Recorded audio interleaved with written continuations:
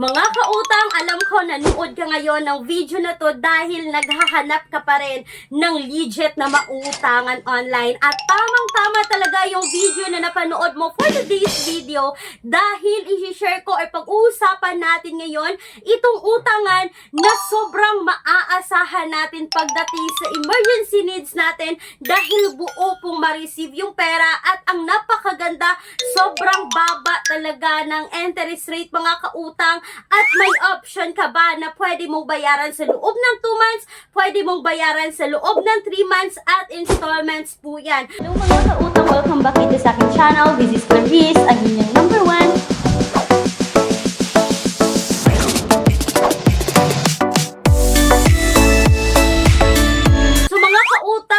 Panoorin nyo muna hanggang dulo itong video na to para malaman nyo yung buong detalye at malay natin, ma-approve din kayo sa pag-uusapan natin ngayon. So bago yan mga kautang, gusto ko lang muna i-share sa inyo yung paulit-ulit kong binabanggit sa loob ng video na to na bank personal loan na nagpapautang ng minimum of 20,000, maximum of 2 million pesos. Yes, legit po ito na bank personal loan.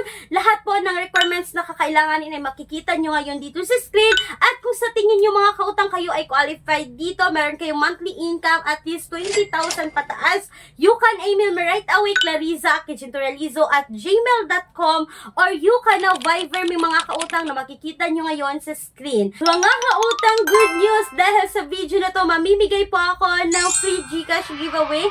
So ang unang 2 tao na makakomment ng tamang hashtag word ay mananalo ng tig 50 pesos GCash. At mga kautang, don't forget to follow our official Facebook page, Clarice Instant Loan Reviews, dahil mamimigay na po ako ulit doon.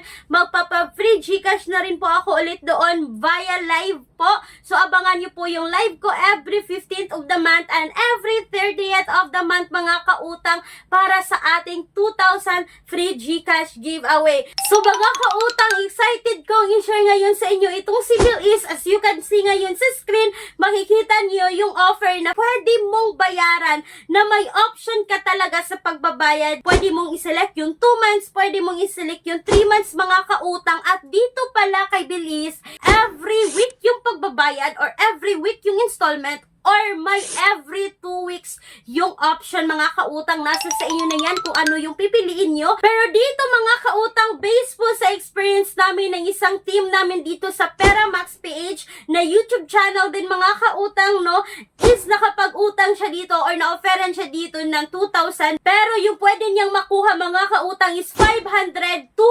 1,000 pesos, which is yung grinab talaga niya mga kautang is 500 pesos.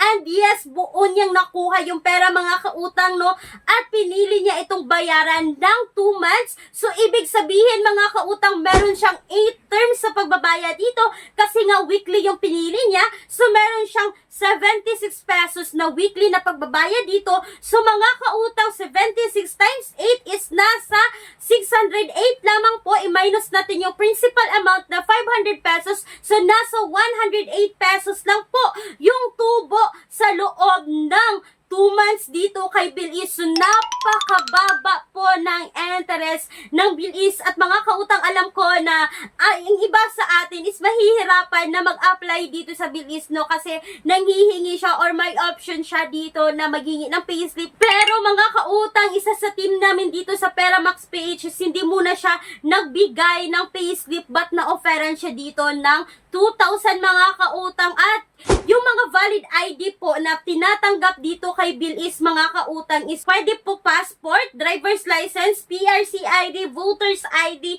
GSIS e-card, SSS ID, senior citizen ID, immigration ID, pwede UMID, pwede NBI clearance, TIN ID, at integrated bar ID. So mga kautang, yung ginamit pala ng team namin dito is UMID ID po. So na-approve siya dito na hindi siya nagbigay ng payslip mga kautang. Wow. So ibig sabihin ito si Bilis ngayon is optional na lang yung payslip, or baka yung iba mga kautang is hinihingihan pa ng payslip but si ma'am dito is hindi siya nagbigay ng payslip mga kautang, no. So legit po na 500 pesos yung na-receive niya dito. At At for me mga kautang no, sa akin is mahihirapan talaga ako mag-apply dito kay Bilis ngayon kasi hindi pa dumating yung UMID ID ko mga kautang, postal ID lang yung ginagamit ko.